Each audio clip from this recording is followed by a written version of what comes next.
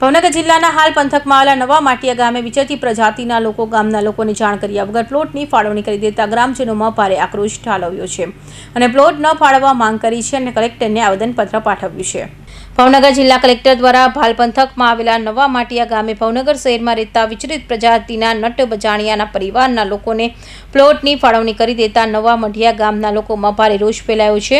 નવા મઢિયા ગામના લોકોમાં વિશ્વાસમાં લીધા વિના જ પ્લોટની ફાળવણી કરી દેતા ગ્રામજનોના રોષ ભરાયા છે। લોકોનું કહેવું છે કે ગામમાં જરૂરી પ્રાથમિક સવલતોની તાતી જરૂરિયાત છે અને છેલ્લા 50 વર્ષ કરતાં વધુ સમયથી ગામમાં શાળા સહિતની જરૂરિયાત હોવા છતાં આવી પાયાકીય જરૂરિયાતોને સંતોષવાના બદલે નટ બજાણિયા સમાજને 27થી વધુ પ્લોટની ફાળવણી કરી કલેક્ટર ગ્રામજનો સાથે અન્યાય કર્યો છે અને આ સંદર્ભે ગ્રામજનો દ્વારા સુદ્ધા કરવામાં નથી આવી। આથી આ ફાળવણી રદ કરવામાં આવે અને નટ બજાણિયાના સમાજને કોઈ અન્યત્ર જગ્યાએ પ્લોટ ફાળવવામાં આવે। ગામમાં ગ્રામજનોની જરૂરિયાતને પ્રથમ પ્રાધાન્ય આપવામાં આવે એવી માંગ સાથે આજે નવા માઢિયા ગામના ગ્રામજનો મોટી સંખ્યામાં એકઠા થઈને જિલ્લા કલેક્ટર કચેરી ખાતે દોડી આવ્યા હતા અને આવેદનપત્ર પાઠવ્યું હતું।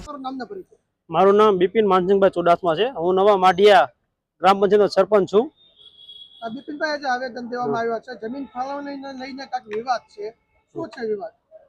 આજરોજ અમે કલેક્ટર સાહેબ શ્રીને આવેદનપત્ર દેવા માટે આવ્યા છીએ કે અમારા ગામમાં નટ બજાણિયા જે સિંધુનગરમાં હાલ શહેરમાં રહે છે તેને કલેક્ટર દ્વારા પ્લોટ ફાળવવામાં આવેલ છે। તો અમારા ગામમાં મુખ્યત્વે 3 જ્ઞાતિ છે, ભરવાડ, દેવી પૂજક અને કોળી।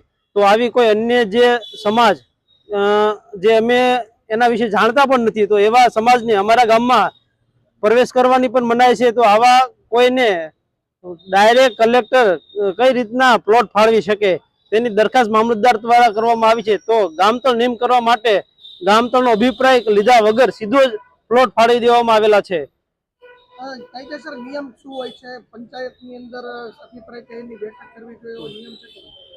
ખાસ તો નિયમ પ્રમાણે જોઈએ તો ગામ તળ નિયમ કરવા માટે ગ્રામ પંચાયતનો અભિપ્રાય લઈ એનો ઠરાવ કરીને એને ગામના જે ઘણા બધા અમારે કુટુંબ એવા છે કે જેની પાસે હાલ જગ્યા નથી, તો એને અવારનવાર અમે કલેક્ટર સાહેબને પણ રજૂઆત કરેલ છે કે એમને જમીન ફાળવો। પછી અમારા સ્કૂલના મેદાન માટે, હાઈસ્કૂલ માટે, આરોગ્ય કેન્દ્ર માટે પણ એમની જમીન માગેલી છે, પણ એ કરવામાં આવતું નથી। આવી રીતના અલગ કોઈ અન્ય વસ્તીના લોકોને ડાયરેક્ટ પ્લોટ ફાળવી દેવામાં આવ્યા છે। હાલ આવેદન આપો છો, પછીનું તમારું શું પગલું રહેશે? જો આ રદ નહીં કરવામાં આવે હુકમ, તો અમે આવતા સમયમાં એક ધરણા કરી અને તેના વિરોધ કરશું। વિષ્ણુભાઈ, ગામ પાળિયાદ, ભાલ પંથકનો વતની છું।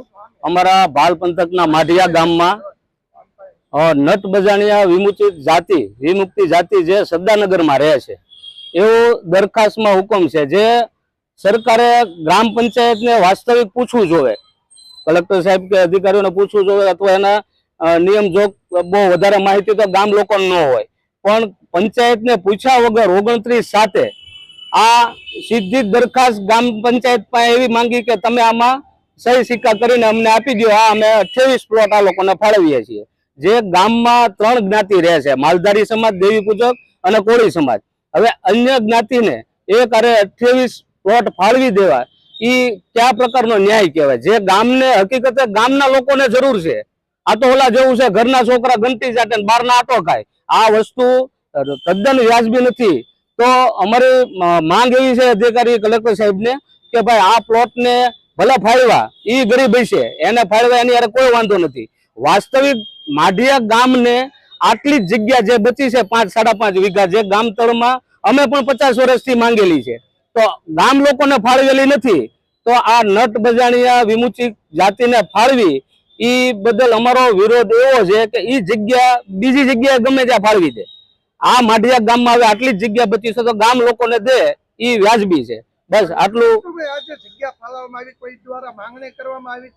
કોઈ પણ જાતની નહીં, ગામને કે કોઈને ખબર જ નથી। સીધી દરખાસ્ત આવી છે પંચાયતમાં 29/7/2026 છતાંય પેલા થોડી ઘણી માહિતી હતી તો સરપંચશ્રીએ 10/6 એક રજૂઆત કરેલી છે કે ભાઈ આવી રીતે કોઈ પ્લોટ માઢિયા ગામમાંથી ફાળવવા નહીં। તાલુકા પંચાયતના સભ્ય દ્વારા કોઈ પણ જાતનો વિરોધ કરવામાં આવે છે કે આમાં તાલુકા પંચાયત સભ્ય કે આમાં કોઈ રાજનીતિ અમે રમવા નથી માંગતા। અમે ખાલી એટલું કહીએ છીએ, આ પ્લોટ છે એ બીજી જગ્યાએ ફાળવે, એને હું લેવા ફાળવે એ મહત્વ નથી, ભલે ફાળવ્યા, પણ માઢિયા ગામમાં આટલી જ જગ્યા છે તો ગામ લોકોની વસ્તી 3500 થી 3600 છે.